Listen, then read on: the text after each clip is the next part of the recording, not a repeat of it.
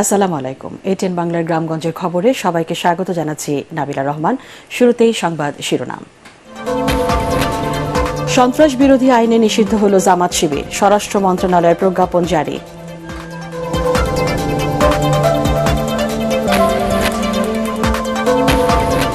কোটা সংস্কার আন্দোলনকে ঘিরে হত্যা ও নিপীড়নের প্রতিবাদে বিভিন্ন স্থানে শিক্ষকদের মানববন্ধন ও মৌন মিছিল। নিরপরাধ শিক্ষার্থীদের হয়রানি না করার আহ্বান। ১৩ দিন পর খুলনা ও লালমনিরহাট থেকে স্বল্প দূরত্বে রেল চলাচল শুরু, খুশি যাত্রীরা। এখনই চলছে না আন্তনগর ট্রেন। এবং ছিটমহল বিনিময়ের ৯ বছর আজ, উন্নয়নের স্রোতধারায় বদলে গেছে অধুনালুপ্ত ছিটবাসীর জীবন। শুনছিলেন সংবাদ শিরোনাম, এবার বিস্তারিত। নিষিদ্ধ করা হলো বাংলাদেশে জামাত ইসলামী ও ইসলামী ছাত্র শিবিরের রাজনীতি। নির্বাহী আদেশে সন্ত্রাস বিরোধী আইনের ১৮-এর ১ ধারায় নিষিদ্ধ করা হলো দলটির রাজনীতি। বিকেলে এই বিষয়ে প্রজ্ঞাপন জারি করে স্বরাষ্ট্র মন্ত্রণালয়। সচিবালয়ে আইনমন্ত্রী আনিসুল হক জানান, ৭১-এর মানবতা বিরোধী অপরাধের দায়েও দলটির বিরুদ্ধে বিচার শুরু হবে। ফজলে রাব্বির রিপোর্ট। ৪৮ বছর পর আবারও বাংলাদেশের রাজনীতির অধিকার হারাল জামায়াতে ইসলামী ও ইসলামী ছাত্র শিবির। নির্বাহী আদেশে এবার নিষিদ্ধ হল দলটির রাজনীতি। এই সংক্রান্ত স্বরাষ্ট্র মন্ত্রণালয়ে দেয়া প্রজ্ঞাপনে বলা হয়, সন্ত্রাস বিরোধী আইনের ১৮-এর ১ ধারা অনুযায়ী বাংলাদেশ জামায়াতে ইসলামী, ইসলামী ছাত্র শিবির ও এর সকল অঙ্গ সংগঠনকে রাজনৈতিক দল ও সংগঠন হিসেবে নিষিদ্ধ করা হলো। রাজনৈতিক দল হিসেবে জামায়াতে ইসলামী নিষিদ্ধের বিষয়টি আমলে নেওয়ার কথা উল্লেখ করা হয়েছে প্রজ্ঞাপনে। এই প্রজ্ঞাপনের শুরুর অনুচ্ছেদে আন্তর্জাতিক অপরাধ ট্রাইব্যুনালের কয়েকটি মামলার রায়ে জামায়াতে ইসলামী ও ইসলামী ছাত্রসংঘ, পরবর্তীতে ইসলামী ছাত্র শিবির ও এর অঙ্গ সংগঠনের মুক্তিযুদ্ধে সংঘটিত গণহত্যা, যুদ্ধাপরাধ ও মানবতা বিরোধী অপরাধের দায়ী করার বিষয়টি উল্লেখ করা হয়েছে। একই সাথে দলটির সাম্প্রতিক সহিংস কর্মকাণ্ড বিবেচনায় নিয়েই নিষিদ্ধ করা হলো তাদের রাজনীতি। আইনমন্ত্রী আনিসুল হক জানিয়েছেন, যুদ্ধাপরাধী সংগঠন হিসাবেও দলটির বিচার কাজ শুরু করা হবে। ইন্টারন্যাশনাল ক্রাইমস ট্রাইব্যুনাল অ্যাক্ট, সেইখানেও আমরা সংশোধন করার ব্যবস্থা করেছি এবং এই ব্যান করার পরেও তাকে আপনার সাজা দেওয়া যাবে না এমনটি নয়, কিন্তু কথা হচ্ছে ব্যান যেহেতু হয়ে গেছে, হয়তো ব্যান করার ব্যাপারটা সাজার মধ্যে আর আসবে না। রাজনীতি নিষিদ্ধের পর জামায়াতে ইসলামী কোনো বিশৃঙ্খলা করলে তাদের কঠোরভাবে মোকাবিলা করার কথা জানান সরকারের নীতি নির্ধারকরা। আমরা যে মুক্তিযুদ্ধকের দেশ স্বাধীন করছি না, ওদের বিরুদ্ধে তো আমরা সেই ৭১ থেকে যুদ্ধ করতেছি, কাজেই এইগুলো আমাদের সক্ষমতা অনেক আছে। বাংলাদেশে আইন আছে, তারা যদি বাংলাদেশের কোনো আইনে অপরাধ করে থাকে অবশ্যই তাদের বিচার হবে। কিন্তু এটা যদি আপনারা বলেন গণহারে জামাতে ইসলামের যারা নতুন কর্মী, যারা ১৯৭১-এর পরে জন্ম নিয়েছে কিন্তু তাদেরকে বিচার করা হবে, আমি এরকম গণহারে বিচার করা হবে না। এর আগে স্বাধীনতার পর ১৯৭২ সালে সংবিধানের ৩৮ অনুচ্ছেদ অনুযায়ী জামাত ও তার অঙ্গ সংগঠন ছাত্র সংঘের রাজনীতি নিষিদ্ধ করেছিল বঙ্গবন্ধু সরকার। কিন্তু বঙ্গবন্ধু হত্যার পর সংবিধানের ওই অনুচ্ছেদ বাতিল করে মুক্তিযুদ্ধে বিরোধিতাকারী দলকে বাংলাদেশের রাজনীতির অধিকার ফিরিয়ে দেয় জিয়াউর রহমান। এরপর ২০০৯ সালে আওয়ামী লীগ রাষ্ট্র ক্ষমতায় এলে মানবতা বিরোধী অপরাধের দায়ে শাস্তি হয় দলটির শীর্ষ নেতাদের। ফজলে রাব্বি, এটিএন বাংলা, ঢাকা। কোটা সংস্কার আন্দোলনকে কেন্দ্র করে হত্যা ও নিপীড়নের প্রতিবাদে মানববন্ধন এবং মৌন মিছিল কর্মসূচি পালন করেছেন খুলনা বিশ্ববিদ্যালয় ও খুলনা প্রকৌশল ও প্রযুক্তি বিশ্ববিদ্যালয়ের শিক্ষকরা। সকালে বৃষ্টি উপেক্ষা করে খুলনা বিশ্ববিদ্যালয়ের হাদি চত্বরে মাথায় লাল কাপড় বেঁধে কর্মসূচিতে অংশ নেন তারা। খুলনা প্রকৌশল ও প্রযুক্তি বিশ্ববিদ্যালয়ের দুর্বার বাংলা চত্বরে মানববন্ধন ও মৌন মিছিল করেছে শিক্ষকরা। প্রতিটি হত্যাকাণ্ডের বিচার দাবি করে তারা বলেন, শিক্ষার্থীদের অহেতুক হয়রানি গ্রেপ্তার বন্ধে ঐক্যবদ্ধ শিক্ষকরা।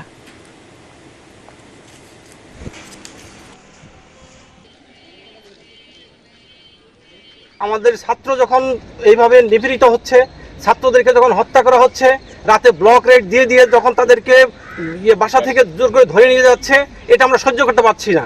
আর এই টাইমে শিক্ষকদের বসে থাকার কোনো সুযোগ নেই। এই সময় অবশ্যই শিক্ষক সমাজ জাগ্রত হয়েছে, জাগ্রত হবে।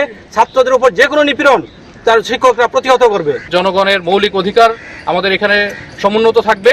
তো সুতরাং রাষ্ট্র যেন দ্রুত পদক্ষেপ নেয়, আমাদের প্রত্যেকটা নিহতর আপনার দৃষ্টান্তমূলক বিচার হতে হবে। একই ঘটনার প্রতিবাদে মানববন্ধনে ডাক দেয় কুমিল্লা বিশ্ববিদ্যালয় শিক্ষক সমিতি। দুপুরে প্রশাসনিক ভবনের সামনে জড়ো হয়ে প্ল্যাকার্ড হাতে শিক্ষার্থীদের হত্যার বিচারের দাবি জানান তারা। গণযোগাযোগ ও সাংবাদিকতা বিভাগের সহকারী অধ্যাপক কাজী এম আনিসুল ইসলামের সঞ্চালনায় এতে বক্তব্য রাখেন অন্যান্য শিক্ষকরা। এদিকে বিশ্ববিদ্যালয়ের প্রবেশ পথের বিভিন্ন মোড়ে স্থানীয় আওয়ামী লীগ নেতাকর্মীদের বাধায় অনেকে ক্যাম্পাসে আসতে পারেননি বলে অভিযোগ করেন শিক্ষকরা। কোটা সংস্কার আন্দোলনকে ঘিরে হত্যা ও রাষ্ট্রীয় দমন পীড়নের প্রতিবাদে যশোরে সাংস্কৃতিক সমাবেশ করেছে জেলা সংসদ উদীচী শিল্পী গোষ্ঠী। কেন্দ্রীয় কর্মসূচির অংশ হিসেবে দুপুরে শহরের মুজিব সড়কে প্রেস ক্লাবের সামনে এক সমাবেশের আয়োজন করা হয়। উদীচী যশোর জেলা সংসদের সাধারণ সম্পাদক সাজ্জাদুর রহমান খান বিপ্লবের সভাপতিত্বে সমাবেশে বক্তৃতা করেন সম্মিলিত সাংস্কৃতিক জোটের সাধারণ সম্পাদক সানোয়ারুল আলম খান দুলু, জেলা সংসদ উদীচীর সহ সভাপতি আমিনুল ইসলাম হিরো। সমাবেশে প্রতিবাদী গান কবিতা পরিবেশন করেন উদীচীর শিল্পীরা। এদিকে নিরপরাধ শিক্ষার্থীদের হয়রানি না করার আহ্বান জানিয়েছে খুলনা বিশ্ববিদ্যালয়ের প্রশাসন। গতরাতে বিশ্ববিদ্যালয়ের জনসংযোগ ও প্রকাশনা বিভাগের ভারপ্রাপ্ত পরিচালক মইনুল হোসেনের সই করা এক বিবৃতিতে এ তথ্য জানানো হয়। এতে বলা হয়, কোটা সংস্কার আন্দোলনকে কেন্দ্র করে সহিংসতা ও আইন শৃঙ্খলা বিনষ্টকারী কাজে লিপ্ত থাকার অভিযোগে বিভিন্ন ব্যক্তির বিরুদ্ধে ব্যবস্থা নেওয়ার সংবাদ গণমাধ্যমে প্রকাশিত হচ্ছে। এই প্রক্রিয়ায় খুলনা বিশ্ববিদ্যালয়ের কোনো নিরপরাধ শিক্ষার্থীকে যাতে হয়রানির শিকার হতে না হয় তা নিশ্চিতে আইন শৃঙ্খলা রক্ষাকারী বাহিনী সহ সংশ্লিষ্ট সবার প্রতি আহ্বান জানিয়েছে বিশ্ববিদ্যালয় কর্তৃপক্ষ। বিবৃতিতে আরও বলা হয়, বিশ্ববিদ্যালয়ের কোনো শিক্ষার্থী হয়রানির শিকার হলে ছাত্র বিষয়ক পরিচালকের দপ্তরকে অবহিত করতে বলা হয়েছে। এ বিষয়ে বিশ্ববিদ্যালয় থেকে সেই শিক্ষার্থীকে সম্ভাব্য সব সহযোগিতা করা হবে। 13 দিন পর কঠোর নিরাপত্তার মধ্য দিয়ে আজ খুলনা থেকে স্বল্প দূরত্বে ট্রেন চলাচল শুরু হয়েছে। তবে বাতিল করা হয়েছে স্বাভাবিক শিডিউলের 8টি ট্রেনের যাত্রা।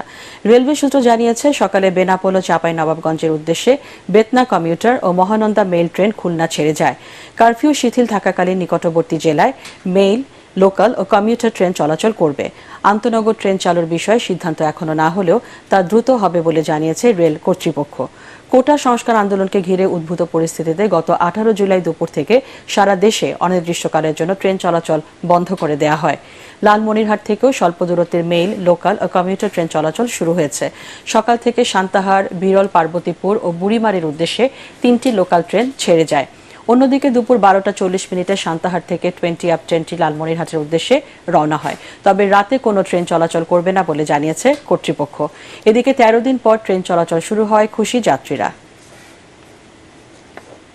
সরাসরি যদি বাসে যদি আসি বা কোনো অটোতে আসি, অনেক ভোগান্তি পেতে হয়। সরাসরি অনেক সময় পাওয়া যায় না বা দাম বেশি নেয়।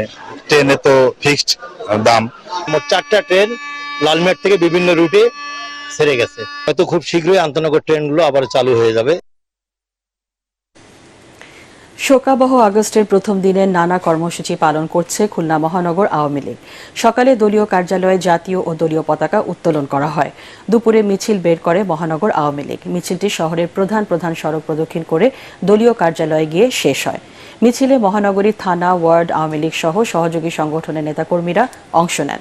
এর আগে মিছিলের শুরুতে বক্তব্য রাখেন মহানগর আওয়ামী লীগ সভাপতি ও সিটি মেয়র তালুকদার আব্দুল খালেক, খুলনা 3 আসনের সংসদ সদস্য SM কামাল, সাধারণ সম্পাদক MDA বাবুল রানা সহ আরও অনেকে।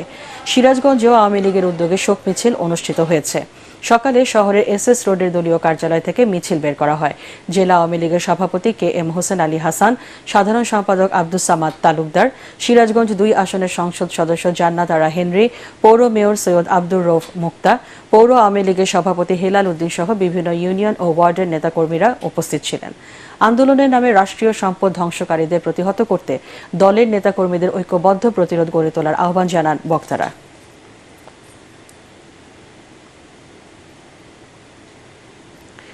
শোকের মাস উপলক্ষে নাটোর শহরের একটি তোরণে হামলা চালিয়ে বিভিন্ন অংশ কেটে ফেলেছে দুর্বৃত্তরা।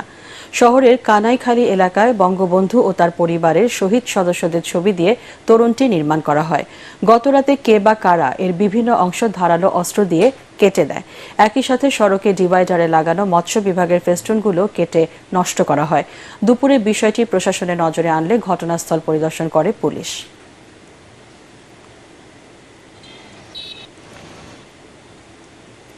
টানা ভারী বর্ষণ ও উজান থেকে নেমে আসা পাহাড়ি ঢলে কক্সবাজারে প্রায় ৩ শতাধিক গ্রাম প্লাবিত হয়েছে।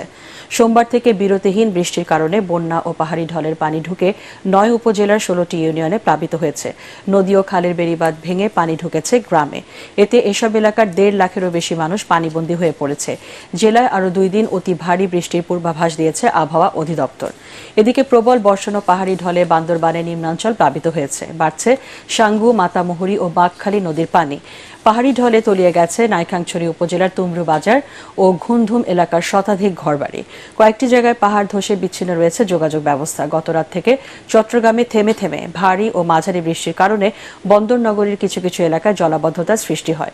সড়কে পানি জমে যান চলাচলে বিঘ্ন ঘটে। দুর্ভোগে পড়েন পথচারী ও সাধারণ মানুষ। সকাল ৯টা পর্যন্ত গত ২৪ ঘন্টায় ১১২ মিলিমিটার বৃষ্টিপাত রেকর্ডের কথা জানিয়েছে পতেঙ্গা আবহাওয়া অফিস। ঝালকাঠিতে সকাল থেকে টানা বৃষ্টি ও দমকা হাওয়া বইছে। বৃষ্টিতে শহরের বিভিন্ন সড়কে হাঁটু সমান পানি জমেছে। অফিস, আদালত, ব্যবসা প্রতিষ্ঠান ও বসতঘরে পানি ঢুকায় চরম ভোগান্তিতে শহরবাসী।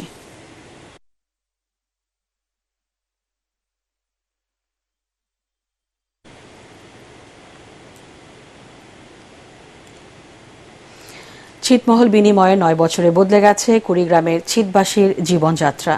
উন্নয়নের স্রোতধারায় মিলেছে দীর্ঘ ৬৮ বছর বন্দি জীবন কাটানো এসব মানুষেরা। যোগাযোগ, স্বাস্থ্য, শিক্ষা, কৃষি, চাকরি সহ সব মৌলিক অধিকারে স্বাবলম্বী হয়ে উঠেছেন তারা। ছিটমহল বিনিময়ের দিনটিকে স্মরণীয় করে রাখতে প্রতি বছর নানা কর্মসূচি পালন করা হয়। অধুনালুপ্ত ছিটবাসীদের ভাগ্য পরিবর্তনে উন্নয়নের পাশাপাশি বিশেষ নজর রাখার কথা জানিয়েছে প্রশাসন। কুড়িগ্রাম প্রতিনিধি ইউসুফ আলমগীরের রিপোর্ট। পাকা সড়ক, কমিউনিটি ক্লিনিক, ই সেন্টার, শিক্ষা প্রতিষ্ঠান, বিদ্যুৎ, মসজিদ, মন্দির, এখন সবই আছে অধুনালুপ্ত ছিটমহলে। আধুনিক সুবিধায় চাষ হচ্ছে ফসলি জমি। এই দৃশ্য দেশের অভ্যন্তরে থাকা কুড়িগ্রামের ফুলবাড়ী উপজেলার বিলুপ্ত ছিটমহল দাসিয়াছড়ার। এখানকার প্রায় ২০,০০০ মানুষের মৌলিক চাহিদা মিটিয়ে জীবনমান উন্নয়নে নানা কর্মসূচি নিয়েছে সরকার। বিলুপ্ত ছিটবাসীরা জানান, ছিট বিনিময়ের আগে তাদের ভারতের নাগরিকত্ব থাকলেও যেতে পারতেন না নিজ দেশে। অন্যদিকে মিলত না বাংলাদেশের কোনো সুবিধাও। এভাবে ৬৮ বছর বন্দি জীবন কাটানোর পর মুক্ত হয়েছেন তারা। ছিটমহলে রাস্তাঘাট, স্কুল, কলেজ, কমিউনিটি ক্লিনিক সবকিছু আমরা পেয়েছি। মন চাইলে মোটর দিয়ে দিকে পানি দিতে পারি, মাছ চাষ করতে পারি, জমিতে যেটা মন চায় সেটা লাগাইতে পারি, তেল ছাড়া অভাব নাই, সুযোগ সুবিধার মতো পাইতেছি। এখন আমরা খুব সুখী আছি। দীর্ঘ আন্দোলনের পর মুক্তি পাওয়ার দিনটিকে স্মরণীয় করে রাখতে প্রতি বছরের মতো এবারও নানা কর্মসূচি পালনের কথা জানান ছিট বিনিময় সমন্বয় কমিটির নেতারা। ৯ বছর যে প্রতিটা পালন করছি সেটা হলো স্বাধীনতা দিবস। এবারও আমরা স্বাধীনতা দিবস ব্যাপক হারে পালন করব। গত ৯ বছরে অধুনালুপ্ত ছিটবাসীদের ভাগ্য পরিবর্তনে সব ধরনের নাগরিক সুবিধা নিশ্চিত করতে নির্মাণ করা হয়েছে নানা অবকাঠামো। আগামীতেও তাদের দিকে বিশেষ দৃষ্টি দেওয়ার কথা জানান প্রশাসনের কর্মকর্তারা। প্রায় ৩০ কিলোমিটার পাকা রাস্তা হয়েছে, এছাড়াও ব্রিজ, কালভার্ট নির্মিত হয়েছে এবং প্রাইমারি স্কুল রয়েছে এখানে ৩টি, মাদ্রাসা রয়েছে ১টি, হাই স্কুল রয়েছে ২টি এবং কলেজ রয়েছে ১টি। এগুলো কোনোটি আগে ছিল না। ছিটমহল বিনিময় হওয়ার পর এই বিগত ৯ বছরে এই প্রতিষ্ঠানগুলো স্থাপিত হয়েছে এবং সরকারের সুনজর সবসময়ই ছিল, ভবিষ্যতেও থাকবে। ১৯৭৪ সালে ইন্দিরা মুজিব চুক্তির আলোকে ২০১৫ সালের ৩১ জুলাই মধ্যরাতে বিনিময় হয় বাংলাদেশ ও ভারতের অভ্যন্তরে থাকা ১৬২টি ছিটমহল। বাংলাদেশ অংশে ১১১টি আর ভারত পায় ৫১টি। এর মধ্যে কুড়িগ্রামে যুক্ত হয় ১২টি ছিটমহল, বাকিগুলো লালমনিরহাট ও পঞ্চগড় জেলায়। ইউসুফ আলমগীর, এটিএন বাংলা, কুড়িগ্রাম। এদিকে উৎসবের মধ্য দিয়ে ছিটমহল বিনিময় ৯ বছর পূর্তি উদযাপন করছে অধুনালুপ্ত ছিটবাসীরা। বুধবার রাত ১২টা ১ মিনিটে দাসিয়ারছড়া বাজারে মোমবাতি জ্বালিয়ে ও কেক কেটে দিনটিকে স্মরণ করেন তারা। এর আগে বিকেলে আলোচনা সভায় অংশ নেন বিভিন্ন শ্রেণী পেশার মানুষ। পরে দাসিয়ারছড়া সরকারি প্রাথমিক বিদ্যালয়ে হাডুডু খেলার আয়োজন করা হয়।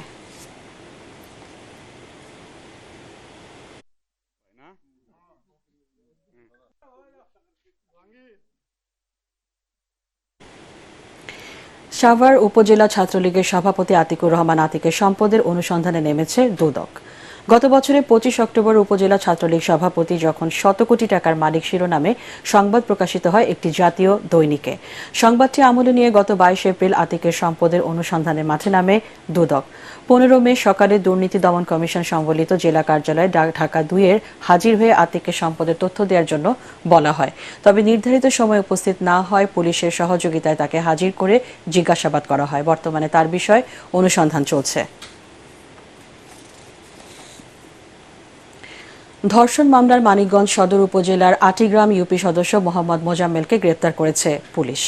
দুপুরে তাকে আদালতের মাধ্যমে কারাগারে পাঠানো হয়। পুলিশ জানায়, বাদী ফিরোজা বেগমের স্বামী মারা গেছেন গত 8 বছর আগে। এক ছেলে ও এক মেয়েকে বিয়ে দিয়ে নিজ বাড়িতেই থাকতেন তিনি। গত কয়েক মাস ধরে ইউপি সদস্য মোজাম্মেলের সাথে তার পরিচয় হয়।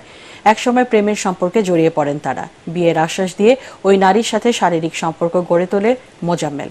গতরাতে মোজাম্মেল ফিরোজার বাড়িতে গেলে এলাকাবাসী বাইরে থেকে ঘরে তালা দিয়ে 999-এ কল দেয়। পরে সেখান থেকে তাকে থানায় নিয়ে আসে পুলিশ। বর্জ্য থেকে জৈব সার উৎপাদন করে তাক লাগিয়ে দিয়েছেন ফরিদপুরের কাইয়ুম খান। প্রতি মাসে উৎপাদন করছেন 300 মেট্রিক টন সার। এ থেকে তার প্রতি মাসে আয় 2 লাখ টাকা। পাশাপাশি এ কাজে যুক্ত হয়ে স্বাবলম্বী হয়ে উঠেছে 25 পরিবার। ফরিদপুর প্রতিনিধি কামরুজ্জামান সোহেলের রিপোর্ট, জানাচ্ছেন তামান্না জেনিফার। 2021 সালে ফরিদপুর শহরের অম্বিকাপুর ইউনিয়নের দিরাজ মাতুব্বরের ডাঙ্গি এলাকায় 1 একর জমি লিজ নিয়ে জৈব সার উৎপাদনে কারখানা গড়ে তোলেন একসময়ের কাপড় ব্যবসায়ী কাইয়ুম খান। বিভিন্ন স্থান থেকে সংগ্রহ করেন গোবর, হাঁস মুরগির বিষ্ঠা, জুট মিলের বর্জ্য সহ নানা ধরনের পচনশীল দ্রব্য। প্রতি 5 টন বর্জ্যে 1 কেজি ট্রাইকোড্রামা দিয়ে 40 থেকে 45 দিন স্তূপ করে রাখার পর ক্রাশ মেশিনের মাধ্যমে তা মিশ্রণ করা হয়। সেখান থেকে গুঁড়ো জাতীয় উপাদান আলাদা করে প্যাকেট করে বাজারজাত করা হচ্ছে। বর্তমানে কাইয়ুমের কারখানা থেকে প্রতি মাসে উৎপাদন হচ্ছে 300 মেট্রিক টন জৈব সার। স্থানীয় কৃষকদের চাহিদা মিটিয়ে এই সার ব্যবসায়ী ও প্রতিষ্ঠানের কাছে সরবরাহ করছেন তিনি। রাসায়নিক দিতে দিতে আমরা রাসায়নিক খাইতে খাইতে মানুষ মানে খুব অসুস্থর পথে চলে যেতেছে। এটা চিন্তা করে মানুষ মাটির কথা চিন্তা করে আমি এই পথে আসি এবং আমি 100% ন্যাচারাল সার উৎপাদন করি এবং আমার দিন যাইতেছে চাহিদা ব্যাপক হারে বাড়তেছে। প্রতিনিয়ত বাড়ছে জৈব সারের চাহিদা। কৃষকরা রাসায়নিক সারের বদলে স্বল্প মূল্যের জৈব সার জমিতে ব্যবহার করে ভালো ফল পাচ্ছেন। আমি একজন কৃষক, আগে রাসায়নিক ব্যবহার করতাম, তো রাসায়নিক ব্যবহার করে আমাদের জন্য আস্তে আস্তে যেমন ক্ষমতা কমে যাচ্ছে। জৈব সারে দিয়ে আমরা আমাদের ফলন অনেক উন্নত হইতেছে, অনেক ভালো হইতেছে। আমি এই জৈব সারের কারখানায় কাজ করে আমার একটা ছেলে একটা মেয়ে নিয়ে আমি এনে চাকরি করে বেঁচে আছি। কাইয়ুম খানের মতো উদ্যোক্তাদের সহযোগিতার কথা জানালেন এই কৃষি কর্মকর্তা। এরকম কাইয়ুমের মতো চাই যে আরো কিছু উদ্যোক্তা তৈরি হোক, যাদেরকে আমরা সার্বিক হেল্প করবো এবং আমাদের ফরিদপুরে রাসায়নিক সারের চাহিদা কমিয়ে যেন জৈব সারটাকে আমরা আরো বেশি জনপ্রিয় করতে পারি, এবারে আমাদের চেষ্টা অব্যাহত থাকবে। জৈব সার ব্যবহারে কৃষকদের আগ্রহ বাড়ানোর পাশাপাশি ক্ষুদ্র উদ্যোক্তাদের সহযোগিতায় সরকার এগিয়ে আসবে, এমনটি দাবি সংশ্লিষ্টদের। Bureau report, ATN Bangla. এবার দেশি শিক্ষার্থীদের সাথে ইন্টার্ন শেষ করে চিকিৎসক হবার গৌরব অর্জন করেছে যশোরের আদ্দিন সকিনা উইমেন্স মেডিকেল কলেজের বিদেশি শিক্ষার্থীরা। এতে উচ্ছ্বসিত শিক্ষার্থী ও শিক্ষকরা। জাঁকজমকপূর্ণ অনুষ্ঠানের মধ্য দিয়ে সব শিক্ষার্থীদের বিদায় জানানো হয়। একই সাথে বরণ করে নেওয়া হয় নতুন ইন্টার্ন চিকিৎসকদের। যশোর থেকে তামান্না ফারজানার পাঠানো তথ্য ও ছবি নিয়ে রিপোর্টে আরও জানাচ্ছেন আশিকুর রহমান। যশোর পুলেরহাটে অবস্থিত Ad-din Sakina women's medical college প্রতিষ্ঠার পর থেকেই চিকিৎসক তৈরিতে সুনামের সাথে কাজ করে যাচ্ছে। তবে এবারই প্রথম দেশি শিক্ষার্থীদের সাথে বিদেশি শিক্ষার্থীরাও চিকিৎসক হিসেবে বের হচ্ছেন এ প্রতিষ্ঠান থেকে। সাফল্যের সাথে একাডেমিক কোর্স শেষ করে আনন্দিত শিক্ষার্থীরা। আমি নেপাল থেকে এখানে আদ্দিন সকিনা উইমেন্স মেডিকেল কলেজে 6 বছর থেকে এখানে আছি। আর এখন আমার আজকে ইন্টার্নশিপ শেষের প্রোগ্রাম হয়েছিল, ওটাতে আমার মানে শেষ হয়ে গেছে। আমি খুবই স্যাটিসফাইড আছি। আমি যেটা ভাবছিলাম ওর থেকে আমি বেটার পাইছি এটা কলেজ। আমরা যে মানব সেবার মহান ব্রত নিয়ে এখানে এসেছিলাম, সকলের কাছে আমরা দোয়া প্রার্থী যেন আমরা সফলভাবে আমাদের সেই ব্রত পালন করতে পারি। আদ্দিন ফার্মাসিউটিক্যালস লিমিটেড আয়োজিত ইন্টার্নশিপ শেষ করা শিক্ষার্থীদের বিদায় ও নতুনদের বরণ অনুষ্ঠানে প্রধান অতিথি ছিলেন আদ্দিন সকিনা উইমেন্স মেডিকেল কলেজের অধ্যক্ষ প্রফেসর ডাক্তার গিয়াসউদ্দিনের সভাপতিত্বে অনুষ্ঠানে অতিথি ছিলেন আদ্দিন ফার্মাসিউটিক্যাল লিমিটেডের ম্যানেজিং ডিরেক্টর ডক্টর জামালুন্নেসা। আদ্দিন হাসপাতাল সমূহ ও নার্সিং এর মহাপরিচালক প্রফেসর ডাক্তার নাহিদ ইয়াসমিন হক সহ আদ্দিন সকিনা উইমেন্স মেডিকেল কলেজের শিক্ষক শিক্ষিকা ও কর্মকর্তারা। আজ থেকে 5 বছর পরে যদি বেঁচে থাকি আমরা কিন্তু খোঁজ নেব তুমি কোথায় আছো। আমরা বিশ্বাস করি তোমরা তোমাদের দেশে হোক আমার দেশে হোক অনেক ভালো জায়গায় থাকবে। নতুন ইন্টার্নদের উদ্দেশ্যে আদ্দিন হাসপাতাল ও নার্সিং এর মহাপরিচালক বলেন, প্রত্যেক রোগীকে সময় দিয়ে তাদের সমস্যা শুনে সঠিকভাবে চিকিৎসা দেয় চিকিৎসকের দায়িত্ব। দিস ইজ দ্য বেস্ট একটা সেন্টেন্স। অ্যাকচুয়ালি ভালো মানুষ হতে হবে। তুমি ভালো ডাক্তার তখনই হতে পারবে যখন তুমি ভালো মানুষ হবে। তোমরা সবাই ভালো মানুষ এবং সবাই ভালো ডাক্তার হবে, এটাই আমি প্রত্যাশা করি। ডাক্তারি পেশা সবচেয়ে বেশি চ্যালেঞ্জিং উল্লেখ করে আদ্দিন ফার্মাসিউটিক্যালস লিমিটেডের ম্যানেজিং ডিরেক্টর ডক্টর জামালুন নেসা বলেন, রোগীদের চিকিৎসায় ওষুধ দেওয়ার ক্ষেত্রে সতর্কতা অবলম্বন করতে হবে। ডাক্তারের সাফল্য হচ্ছে সেইটা যত কম পয়সায় কম ডায়াগনোসিসে সে রোগীর চিকিৎসা করতে পারে। রোগী যেন আমাদের কাছে এসে সর্বশান্ত হয়ে ফিরে না যায়। যতই ফার্মাসিউটিক্যালের অশুভ চক্র তোমাকে পুশ করুক, অ্যান্টিবায়োটিক তো অপ্রয়োজনীয় লিখবেই না, অন্যান্য ওষুধও যেটা প্রয়োজন সেটা লিখবে। বর্তমানে এই প্রতিষ্ঠানে 13তম ব্যাচ চলছে। প্রতিষ্ঠার পর থেকে চূড়ান্ত বৃত্তিমূলক পরীক্ষায় পাশ করেছেন 411 জন।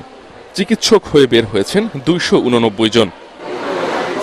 Bureau report, ATN Bangla. জয়পুরহাটে নারী ও পুরুষের সমন্বয় নিয়ে আন্তঃখানা কাবাডি খেলা শুরু হয়েছে। জেলা পুলিশের আয়োজনে পুলিশ লাইন্স মাঠে খেলার উদ্বোধন করেন পুলিশ সুপার মোহাম্মদ নূরে আলম। এতে 5 থানার নারী পুরুষের 10টি দল অংশ নিচ্ছে।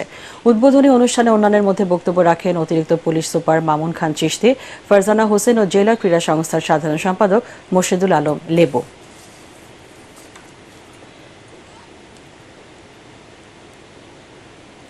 পরবর্তী সংবাদ দেখার আমন্ত্রণ জানিয়ে এখনকার মতো শেষ করছি গ্রামগঞ্জের খবর। এটিএন বাংলা সংবাদ ইউটিউবে দেখতে ব্রাউজ করুন youtube/ATN Bangla News।